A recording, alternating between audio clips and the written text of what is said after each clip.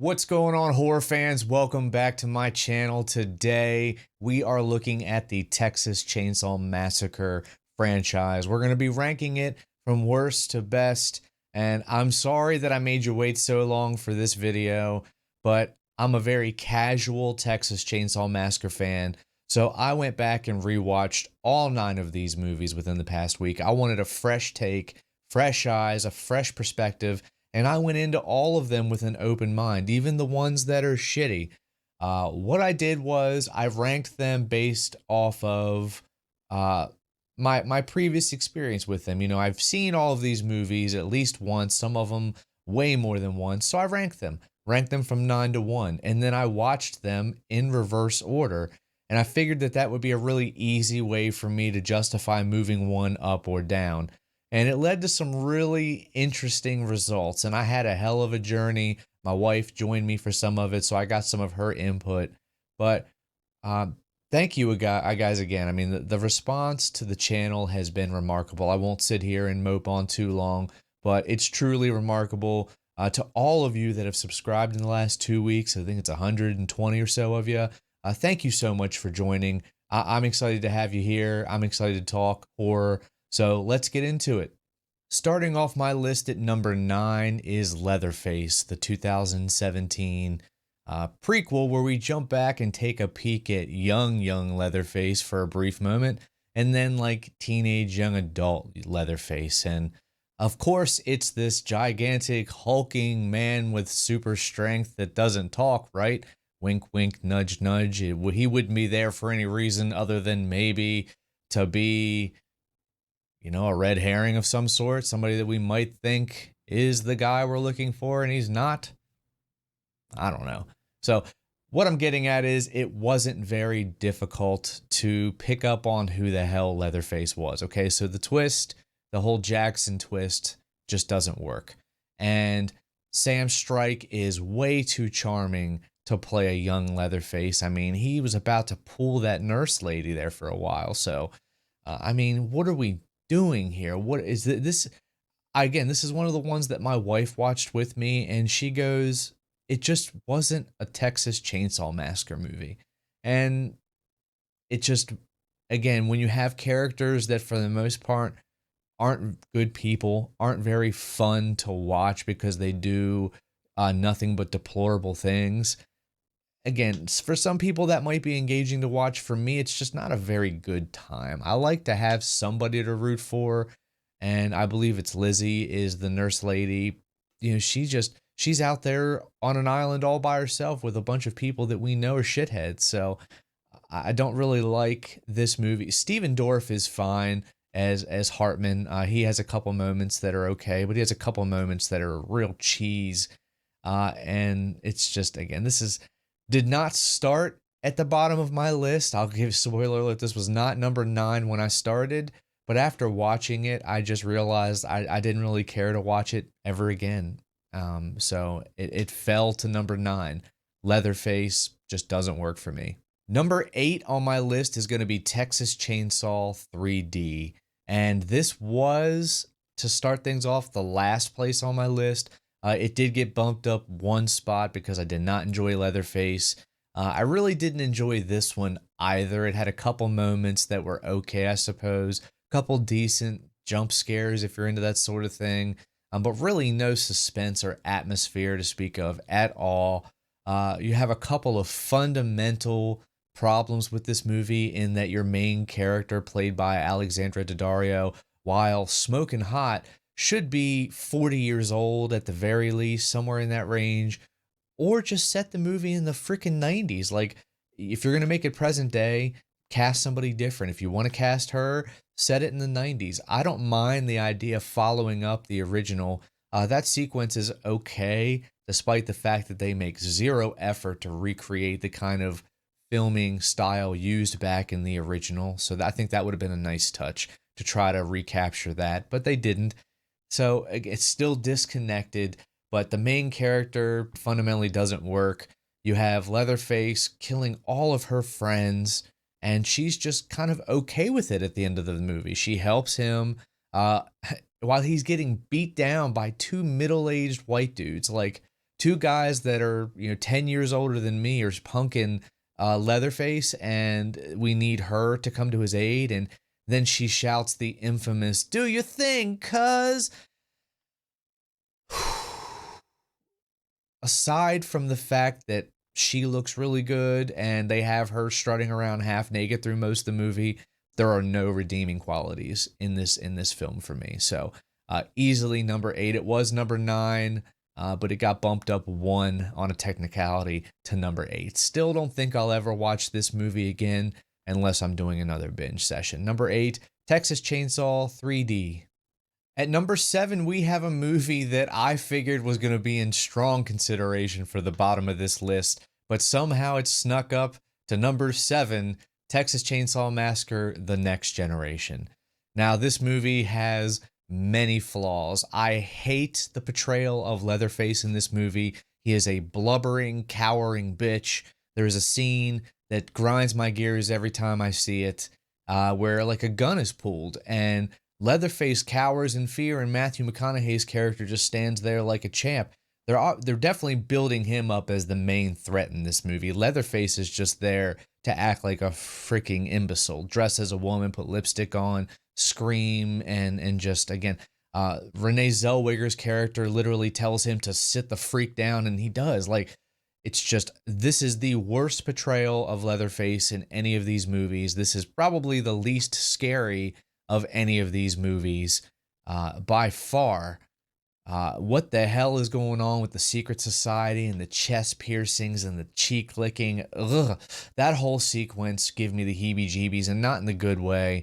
The ending is hilarious with the plane guy coming down and taking down MM. But what saves this movie, and the reason that I may potentially put this in again, is because Matthew McConaughey is just that damn entertaining.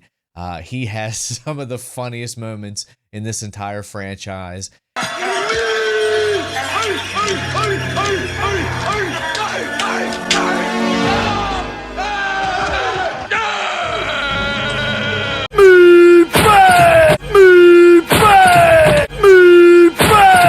And while it's not enough to save this movie from near the bottom of my list, it's not enough to say this is a good movie, but it is enough to say that it's not boring, it's not offensive to me. Again, I'm not a diehard TCM fan, so if I can get some enjoyment out of it, I'm probably going to throw it back in maybe once or twice every so often.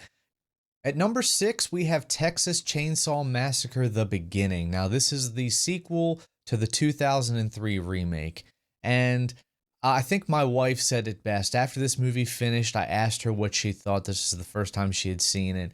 And she said, and I quote, "They ramped up the violence and expected it to matter." And really, I would say that's fair. She was familiar with the remake. She watched this one and said that it just kind of felt like more of the same, a lot more violent. They do bring back Arlie Ermey's character, Sheriff Hoyt, who was a standout in the first one. So they bring him back. He gets a lot of screen time in this one, a lot. He becomes a focal character, if not the focal character. And you obviously bring in a bunch of young, sexy people, led by Jordana Brewster. And again, she's great. I think a lot of the characters are likable enough. It is sort of painful watching them go, but really, this movie just doesn't feel like it needs to exist, because we know that because there's another movie that follows after this, that the Hewitts are going to win, that our heroes are not going to get out, they're not going to escape, the Hewitts are going to win, and it just answers a bunch of questions that we don't really give a shit about, okay? I don't care why dude lost his legs, right? It's just, you made him legless because it made him creepy. I don't care about a funny little bit where you chop his legs off for symmetry. I don't care why Sheriff Hoyt doesn't have his front teeth, okay? I don't care. The movie's decent, but that's, again, why it's right here at number 6. It's not anything that we haven't already seen before, but done better. So number 6, Texas Chainsaw Massacre: The Beginning. Number 5 is going to be Texas Chainsaw Massacre, the legacy sequel that came out in 2022. And again, I want to sort of defend that because I know a lot of people don't like this movie. I thought it was very effective for what it was setting out to be. And again, that's a direct sequel to the original.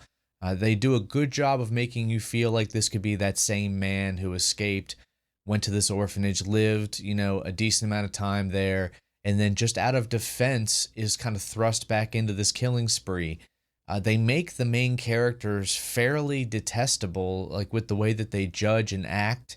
So it's not hard to root for Leatherface in this scenario. When they barge into the lady's house and start throwing accusations around, like, again, you're immediately put on their side, the Leatherface's side. I love the first kill. I think him snapping dude's wrist and stabbing him with it was great. And in fact, that whole scene at the bus, the there with the girl, is phenomenal in the cornfield. That whole sequence is beautifully done.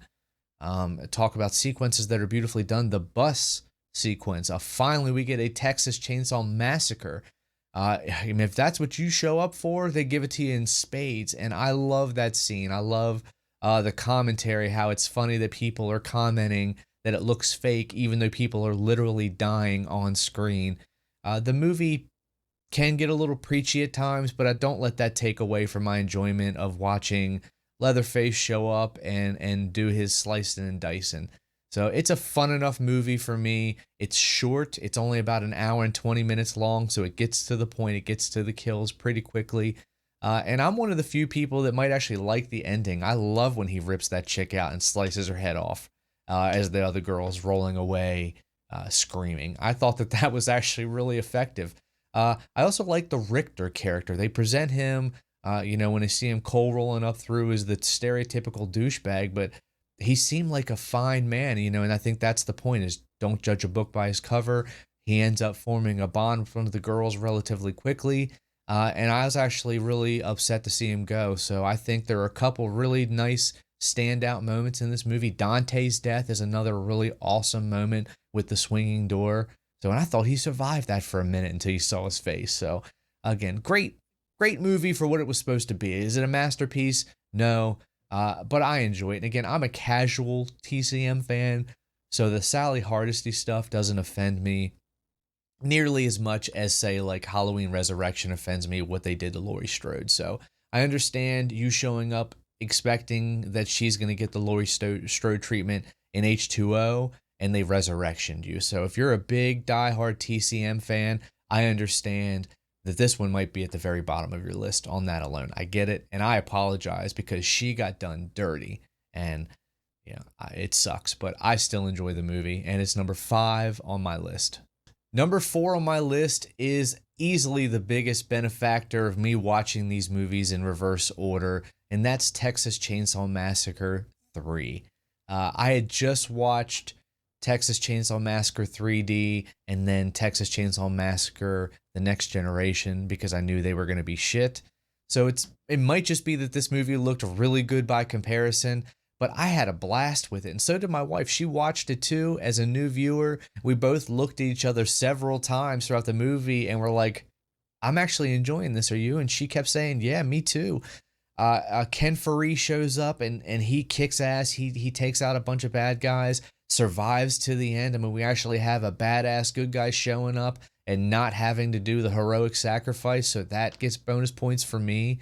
We have 2 survivors in this movie. Both of the people that we're rooting for make it to the end. I think Leatherface is good enough. The characters that are chasing them are good enough. There's just not a lot of filler, okay? Most people I've heard critique that I don't remember anything about this movie. That's because there is no plot. The plot is these people get stopped on the road and all hell breaks loose because it's a very short movie. It's about an hour and 20 minutes. So they just throw these people into the scenario and they're pretty much running for their lives the entire movie.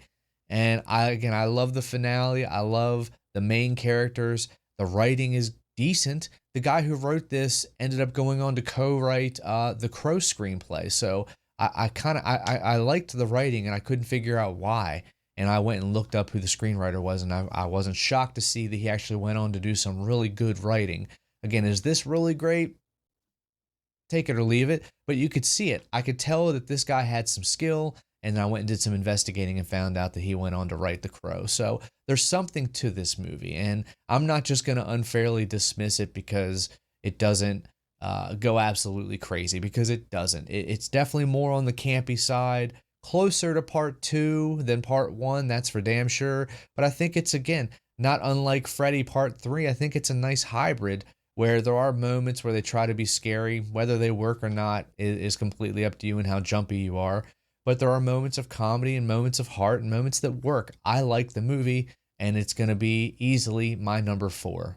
Now we're getting into the really good stuff. At number 3, we have Texas Chainsaw Massacre Part 2. The strength of this movie for me is, again, if I'm in the mood for a really fun, campy romp, I'll throw this one on. And it has the cast. It has Dennis Hopper as Lefty, Caroline Williams as Stretch. Both are really funny, awesome characters for me. Obviously, you have Bill Moseley as Chop Top, who will either make you laugh, make you kind of scream, or just, for me, towards the end of the movie, starts to come a little bit grating, I will admit.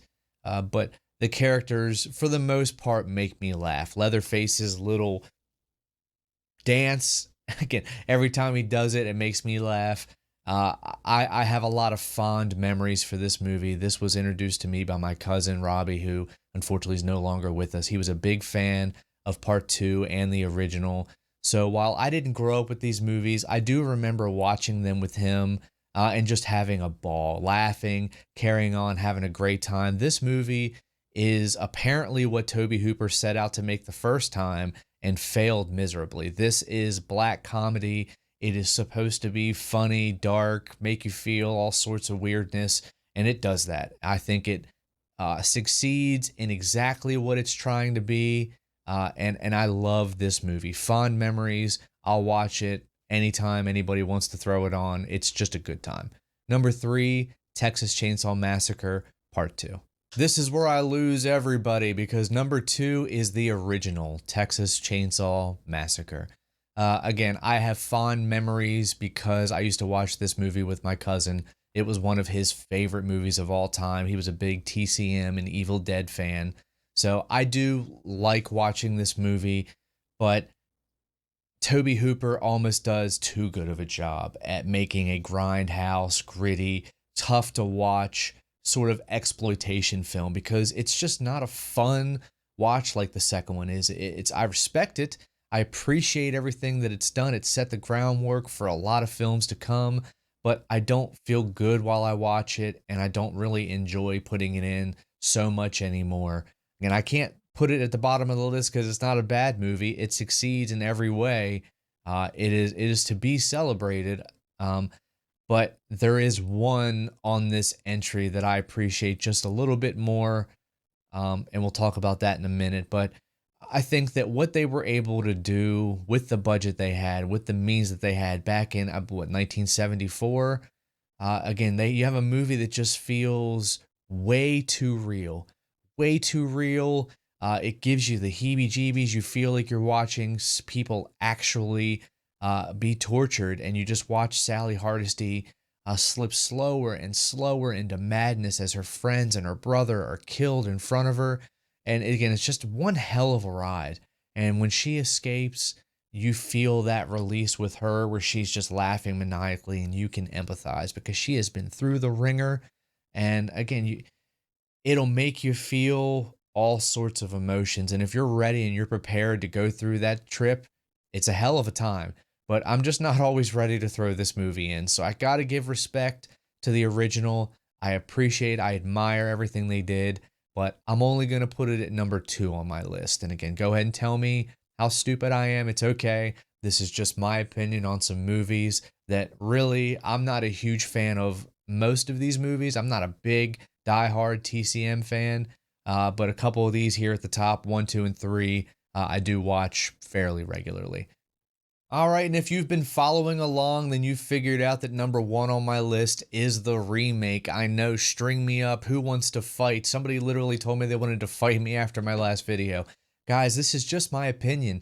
This is the first one that I really saw on my own accord that wasn't shown to me from a family member. You know, when this came out in 2003, I was probably, what, 16. So I was, I was a good age to be like, oh, Jessica Biel. And, I went in and saw it. And I remember really, really loving this movie. It actually was one of the first theater experiences that actually kind of scared me a little bit. Jeepers Creepers being another one that actually got a reaction out of me. But I adored watching this movie. I still adore watching this movie. Arlie Ermey's Hoyt character is perfection. He is so much better in this movie than in the sequel, because in the sequel, I think they just, again, they give us things we didn't need, whereas in this one, you just naturally let him be creepy and overly aggressive to these children as we just watch and feel really upset about it. There are some moments that make you laugh, but really the movie keeps you on the edge of your toes, keeps you feeling, like what's going on. And I think the special effects are done really well. The practical effects are done really well. They blend them all. It's a really fun movie. I enjoy it. Me and my wife just watched it yesterday before filming this, to affirm that I still like it as much as I thought I did, because it had been a few years since I'd seen it, and I still had a blast. Even after it was the last one I watched all 8 movies, and then I watched this one, and I'm still easily putting it at number 1 for me. It's still my favorite Texas Chainsaw movie. I think it gives you the perfect blend of everything: comedy, a little bit, some jokes, maybe dark comedy, but a lot of really fun action, scary Leatherface, memorable side characters. Jessica Biel is always a win. So I have a lot of fun anytime I put this movie in, and it's gonna be my number 1 favorite Texas Chainsaw Massacre movie. But guys, this is just my list. Please, you've been doing great. Comment your list down below, or comment something that you want me to move on to next. I have a bunch of ideas. I have a bunch of content planned, but I'd love to hear what you want to see. So shout out a movie that you don't think gets enough attention.